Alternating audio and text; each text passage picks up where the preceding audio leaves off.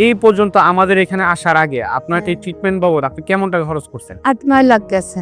8-9 লাখ টাকা খরচ করছেন, সেটা কতদিনের মধ্যে? 2 বছরের মধ্যে ওষুধ খেয়ে অসুস্থ হয়ে গেছিলাম। এই ওষুধ খেয়ে আমি সুস্থ হয়েছি। এই ওষুধ খেয়ে সুস্থ হয়েছে। কেমন সুস্থ আছেন আগের তুলনায়? এখন সম্পূর্ণ ভালো। আসসালামু আলাইকুম সম্মানিত দেশবাসী, আমি ডাক্তার এটিএম রেজাউল করিম। আমি ক্যান্সার চিকিৎসক হিসাবে কর্মরত আছি। বর্তমানে ক্যান্সার গবেষক অধ্যক্ষ ডাক্তার এস.এম. সরোয়ার স্যারের সহযোগিতা হিসেবে কাজ করতেছি গণস্বাস্থ্য হোমিওতে। আপনারা জানেন আমরা ক্যান্সার, থ্যালাসেমিয়া, এইডস, কিডনি সহ সকল প্রকার জটিল ও কঠিন রোগের চিকিৎসা করে থাকি।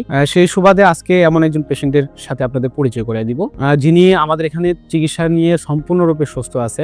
বিগত সময়ে আমাদের কাছে যখন ট্রিটমেন্ট নিচ্ছিল খুব হতাশ ছিল যে উনি সুস্থ হবে কিনা বা ওনার রিপোর্টগুলো কেমন আসতে পারে।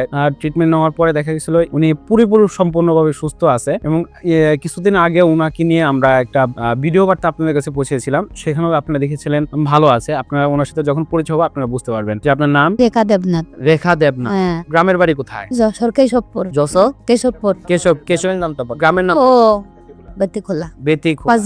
বাজিয়া। আমি কি সমস্যা হয়েছিল আর কিভাবে আসছিলেন? আমার হয়েছিল থাইরয়েড, গলায় হ্যাঁ, গলার থাইরয়েড ক্যান্সার। Thyroid cancer. আমি অপারেশন করেছি মহাখালী। প্রথমে মহাখালী অপারেশন একবার করেছি, করার পরে আর একবার সাকসেসফুল হয়নি, ওরা ট্রান্সফার করে দিল ঢাকা মেডিকেলে। আচ্ছা।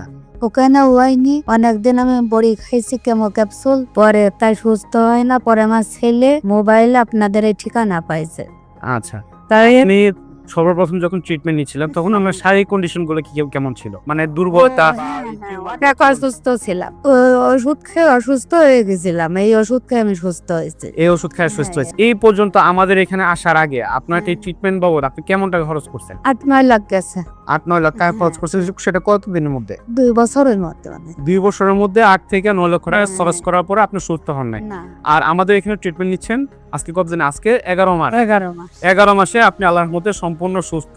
আপনার রিপোর্ট গুলো যদি আমি দেখি, আগের রিপোর্ট গুলা এবং পরবর্তী রিপোর্ট গুলা, যে টেস্ট গুলা করা আছে, ক্যান্সার মার্কার টেস্ট, আলহামদুলিল্লাহ একেবারে নরমাল।